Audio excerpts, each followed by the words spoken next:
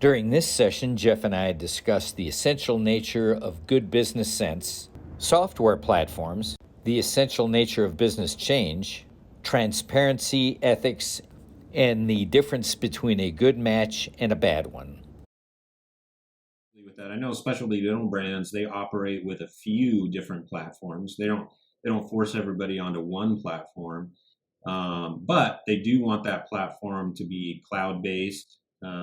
They want to be able to pull information that they need to see to so that they create like a nice dashboard so that they can see what's happening across the organization.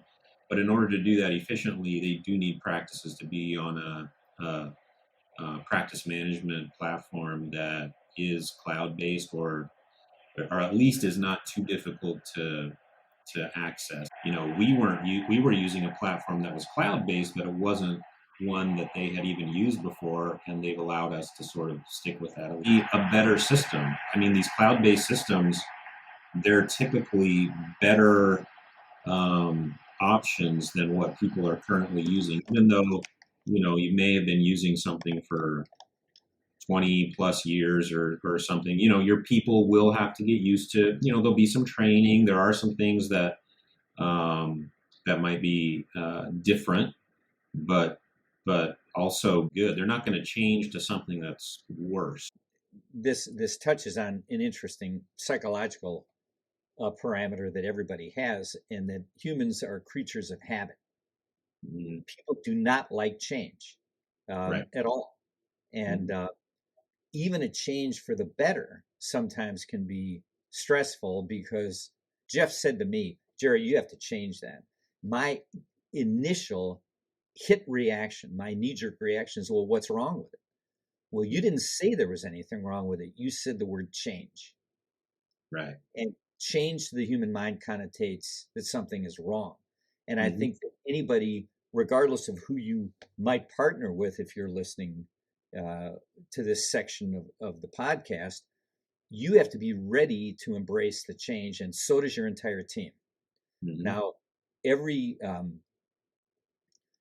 it seems, Jeff, that every single office, practice, business that we look at, there are team members being underworked and overpaid.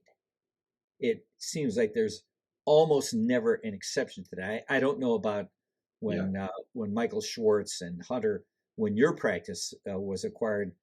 So I'm not saying that happened with you, but I know with all the others that I was involved in, that was the case. And the comment from a business sense is, yeah, that's interesting, but that's not how you run an efficient business or a successful business. You cannot have people that are over paid and underworked. Do you have a comment about that? Yeah. I mean, you know, yes, for our organization at least, none of our doctor compensation changed.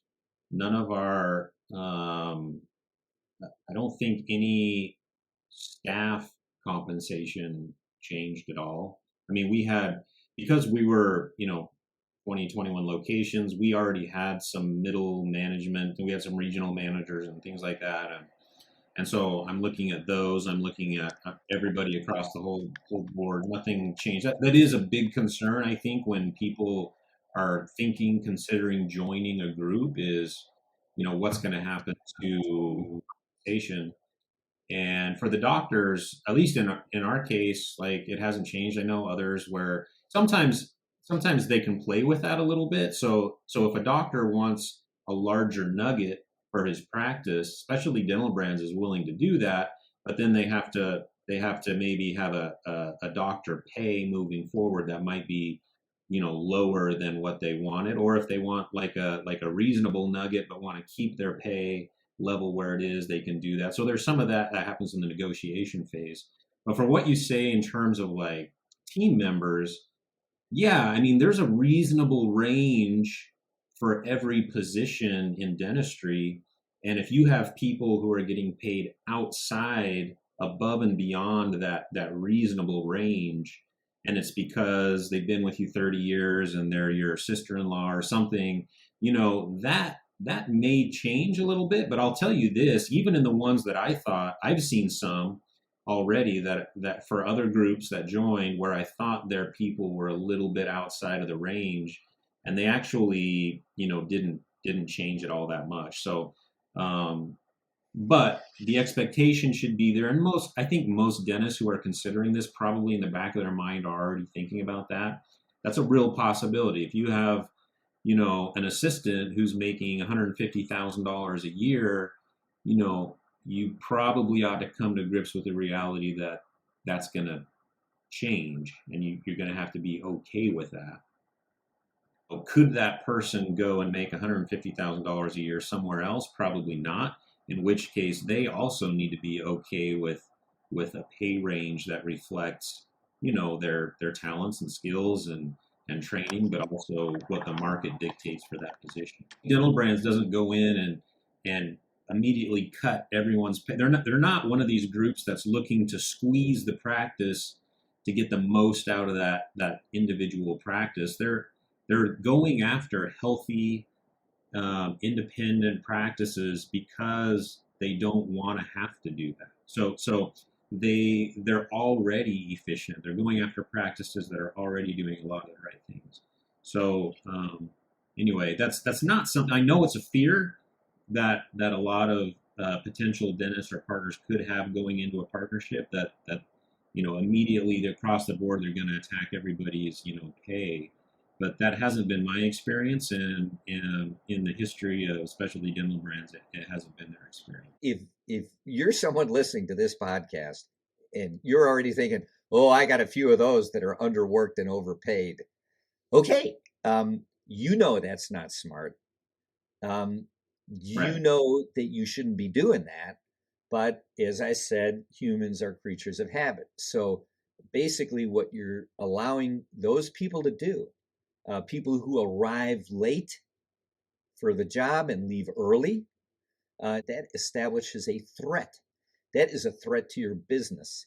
That is a threat to your family, and it's nothing short of it. It's a threat to your retirement plan. It's a threat to your children and your security to allow that type of behavior. So it's not right. It's not smart. And yet I've seen people push back when a corporate, and I don't mean specialty dental brands specifically, I mean other consulting things that I've done where I've Right. had to have almost a sit down psychotherapy session with the owners and say, look, what you're doing here Yeah. is you're in the eighth grade. Right. Uh, Yeah, they're not doing their people any favors other than the immediate, you know, outside of normal pay. I mean, doctors, dentists were nice people. I get it. I understand how some of that happens over time where, people ask for a raise and you just kind of keep giving it, or you do the automatic raise. I mean, I was personally never one for that, but I know how it happens and why it happens, and it's why after 30 years you could have somebody making $150,000 a year at a job that maybe should be, 60,000 a year. in these presentations I've done called the exceptional office, where I'm talking to the entire team, I ask the team a question. Let's imagine that this is your business, not those owners right there, not the doctors. It is your business. Or let's say it's your son or your daughter's business. Would you tell your daughter as a business owner, any business, not a dental business, any business, would you tell your daughter, I'm going to tell you a smart thing to do. On the anniversary of that team member, employee, on the anniversary, the day they were born into the office, see, the day that you hired them, you are automatically going to give them a raise. Or you're automatically going to give an end of the year bonus, whether they deserve it or not. Whether the business has done better or not, people are going to get these raises and bonuses. Do you think that that's a smart idea? Now, when I say that to the entire team and I make them answer me, I Mm-hmm. say to them, now really, I want you to nod your head. What is that a smart business move? Well, when I forced them to do this, they say, well, no, that's not smart. What was amusing, Jeff, is there was one presentation I did. It was had nothing to do with specialty dental brands. It was someone contracted with me to come in and do this exceptional office for his entire team, which was a substantial orthodontic office. Well, there was one, I'll say, young person in the room when I said, "Do you think that that's the right thing to do?" And this young person did like this. I said, "Wait, stop, hold it. You just nodded your head. Uh-huh. Everybody else said no.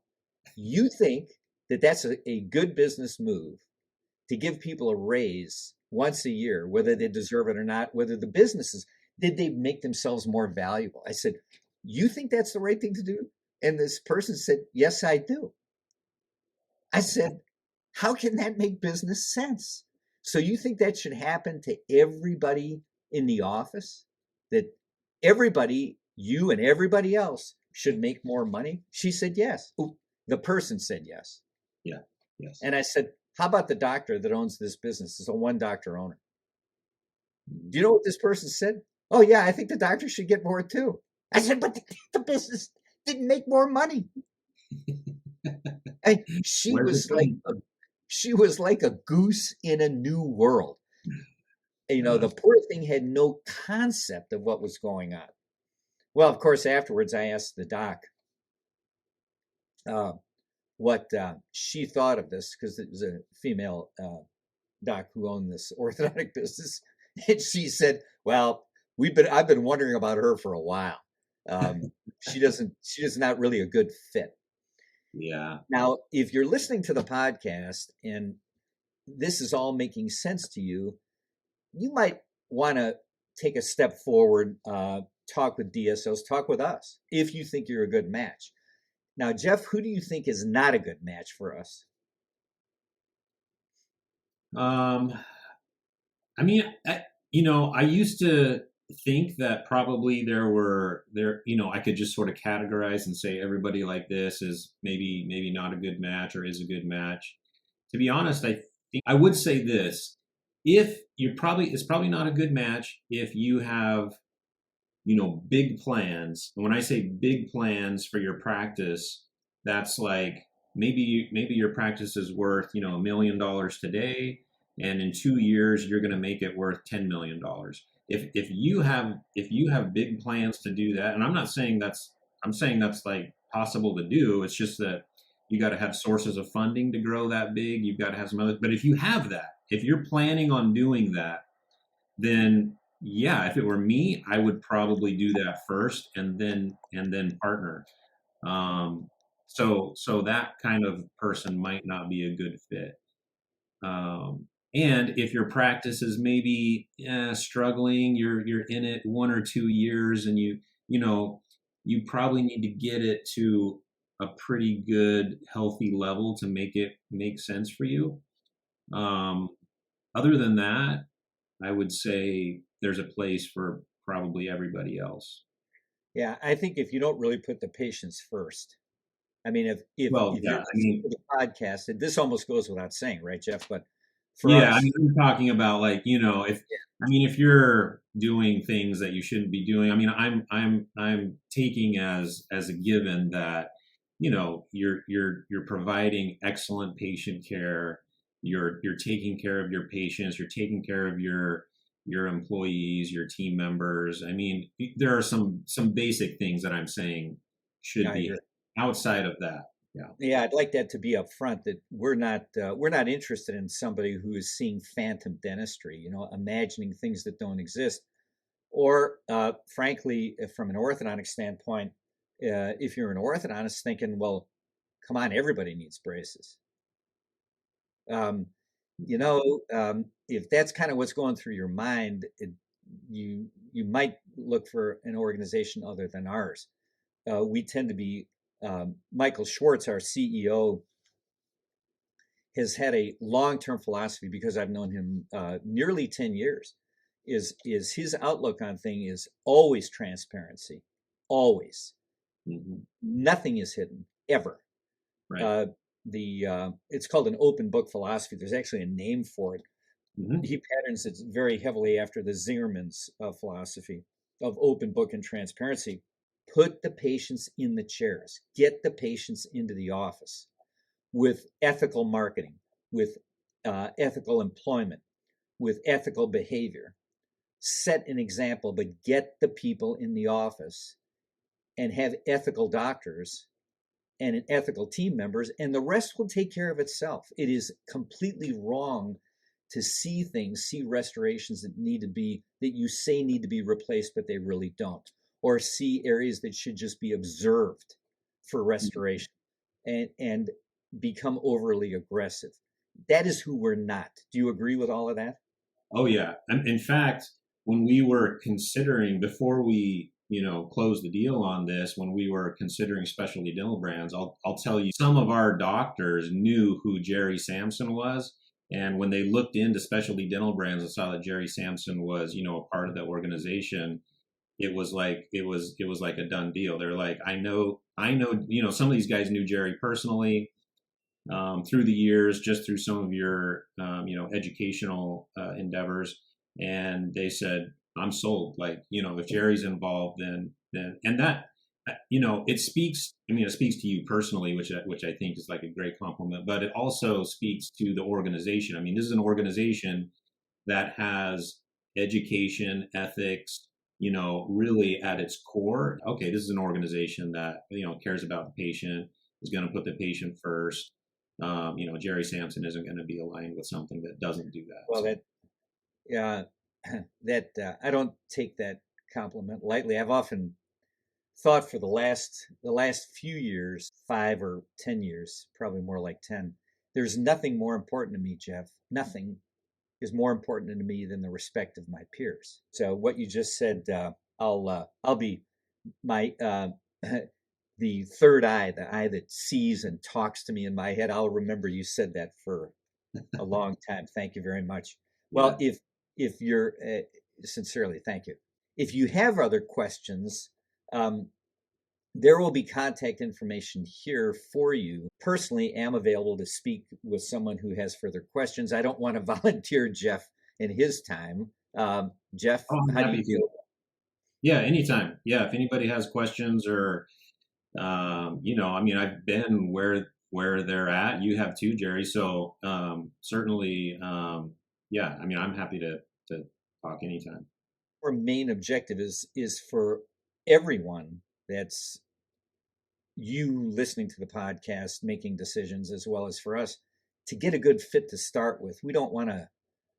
We do everything we can to not make a mistake, just as you should. Well, Jeff, thanks a lot for taking your time to speak and explain all these things. I'm delighted that we're in the same organization. Actually, I've felt that way from the get-go because we really didn't know. Tap the pause button, make note of our email addresses, and let's arrange a time for conversation.